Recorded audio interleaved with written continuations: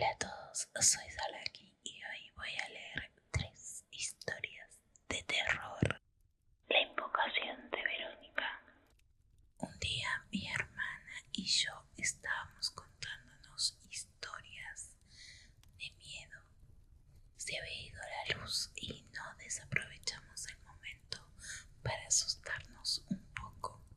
Mi hermana quería hacer una sesión de Ouija, pero al intentarlo no funcionó. Entonces me acordé de una invocación que me habían dicho en el colegio. La hicimos y funcionó. Te cuento la historia para que la conozcas. Una niña llamada Verónica tenía un padre malvado que la maltrataba. Ella, temerosa, se lo callaba. Un día su padre se puso especialmente violento y le tiró unas tijeras. La niña murió en el acto. Ahora la invocación se hace tomando unas tijeras, atándolas con un hilo dorado y colocándolas entre las páginas del Apocalipsis en la Biblia. Entonces la llamas y aparece en los reflejos de los espejos y ventanas más cercanos. Al principio parece divertido, pues puede decirte tu futuro, pero cuando te encuentra débil, te posee.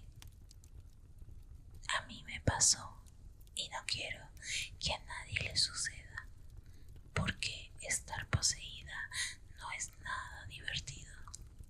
Se pasa francamente mal.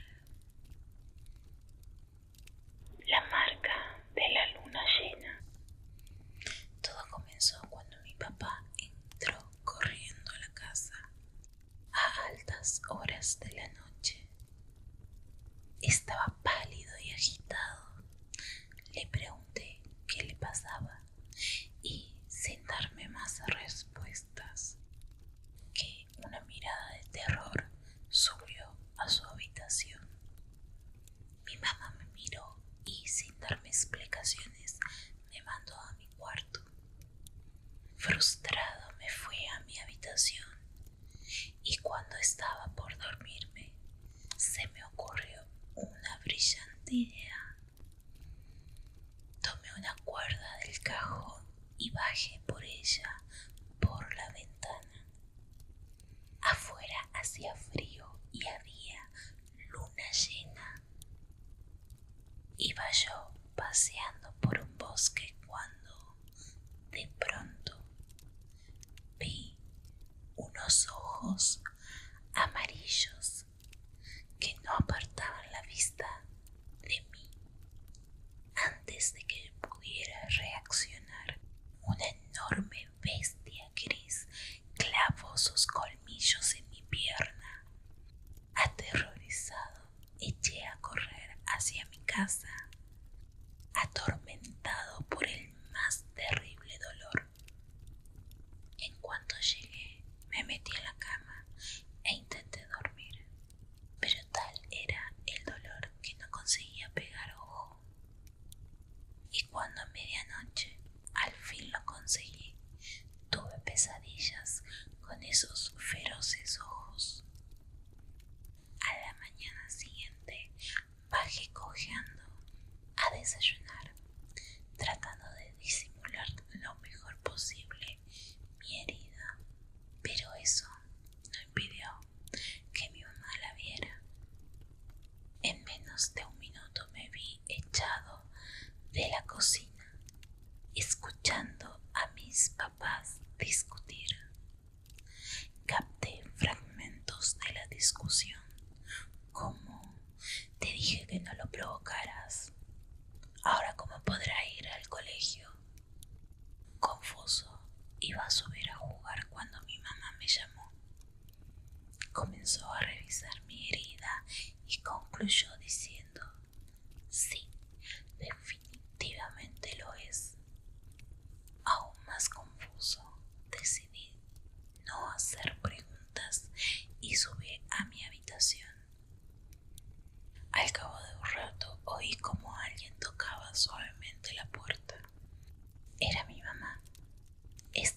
vez no iba a permitir que se anduviera con rodeos y le pregunté directamente qué me había mordido.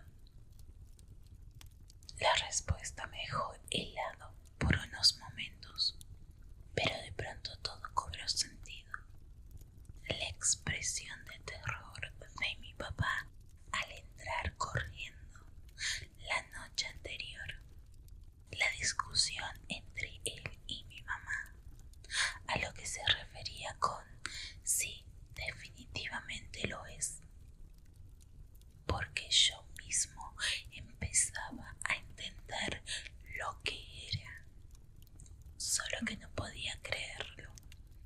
Solo me quedaba esperar hasta la siguiente luna llena para confirmarlo. El lamento en el sótano. El olor nauseabundo no se marcharía jamás. Mira, mi nariz estaba irritada de tanto cubrirla con pañuelos aromatizados. Desde que nos mudamos hace un mes a esta casa, mi marido y yo habíamos vivido una secuencia de sucesos extraños. Para mí, el más constante es este pestilente aroma y, aún más aterrador, los ruidos provenientes del sótano. Siempre he sido extremadamente temerosa. Nunca me ha gustado descubrir por mí misma los misteriosos sonidos que algunas viejas casas emiten. De niña, ocultaba mi humanidad bajo las sábanas hasta el amanecer. Eso me daba la certidumbre de que al menos pasar desapercibida ante el ojo sobrenatural o la presencia de un profesional de lo ajeno. Cuando me casé con mi esposo, Donald McAllister, nos mudamos a una pequeña casa en Long Island. Las primeras semanas fueron una hermosa novela de Barbara Cartland. Qué placentero era dormir por las noches bajo la protección de mi hombre. Dejé de temer a la oscuridad y a los miedos que la imaginación crea en la madrugada. Los simples y pequeños crujidos de las paredes de madera dejaron de ser una preocupación para mí. Con Donald me sentía segura. Mi carácter temeroso y sumiso hizo de nuestra relación un balance perfecto, pues su mal genio difícilmente encontraba en mí un eco conflictivo. Vivimos los últimos 5 años en esa ciudad hasta que la tranquilidad de nuestra zona cambió. Agentes policiales habían encontrado en las ciénagas del distrito el descompuesto cadáver de un estudiante de secundaria. Había sido estrangulada y violada en múltiples ocasiones. Este suceso fue el inicio de una seguidilla de asesinatos sin distinción. El temor fue en aumento y la desconfianza se afianzó entre los habitantes de la ciudad. Teníamos miedo de salir. No existían posibles pistas para dar con el asesino. Mi horror fue percibido por Donald, quien propuso como medida tranquilizadora mudarnos de ciudad, pues sabía de mi carácter nervioso. Yo, con más dudas por no molestar su comodidad, terminé aceptando ante su insistencia, por lo que los días siguientes nos trasladamos a Queens. En Queens, Donald se interesó por una casona antigua, hecha con acabados complejos y vitrales de tipo gótico.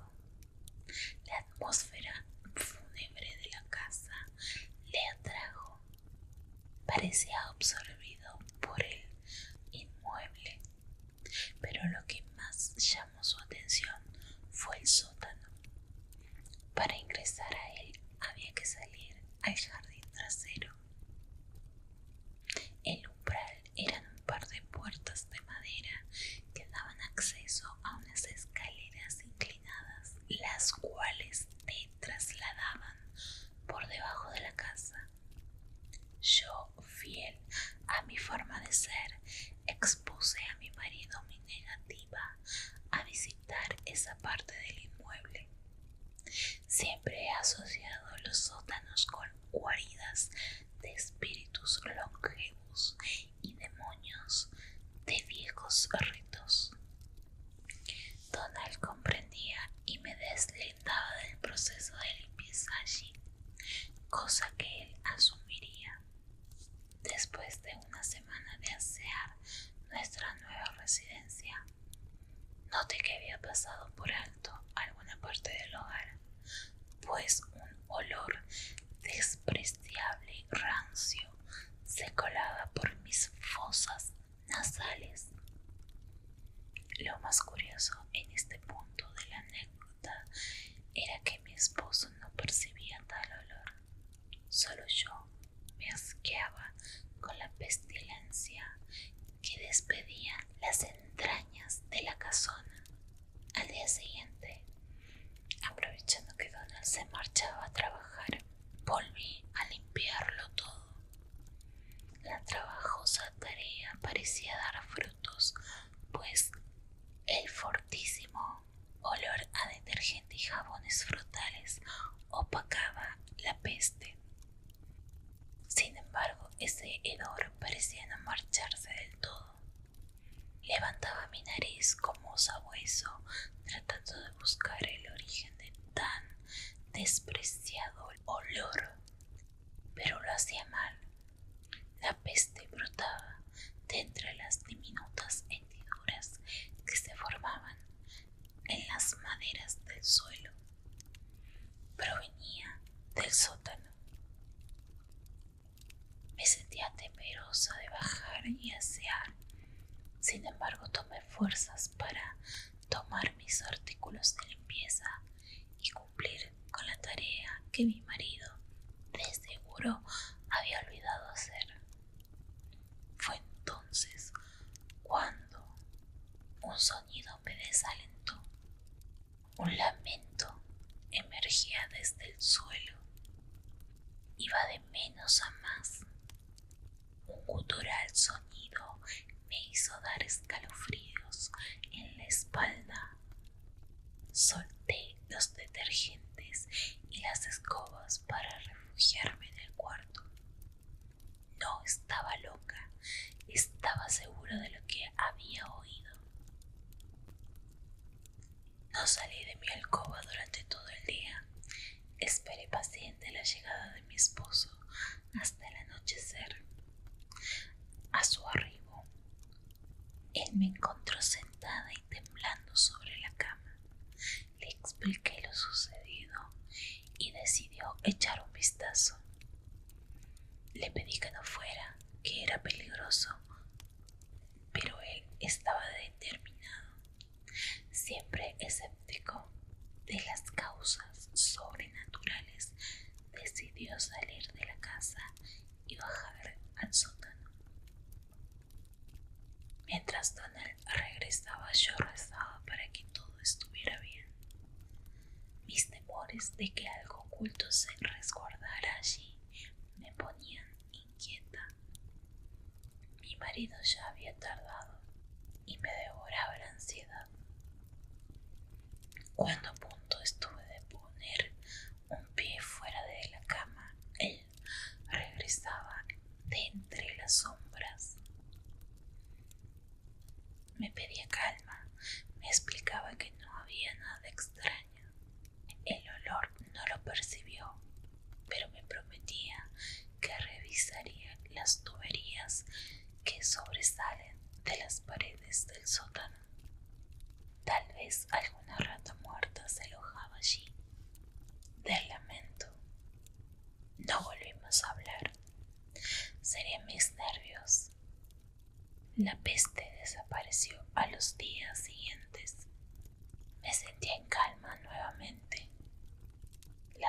noticias lejanas de los asesinatos de Long Island se iban difuminando.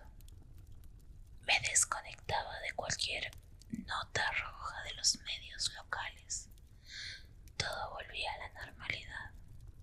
Hasta hoy. Espero que les haya gustado. Nos vemos en la próxima. Chao.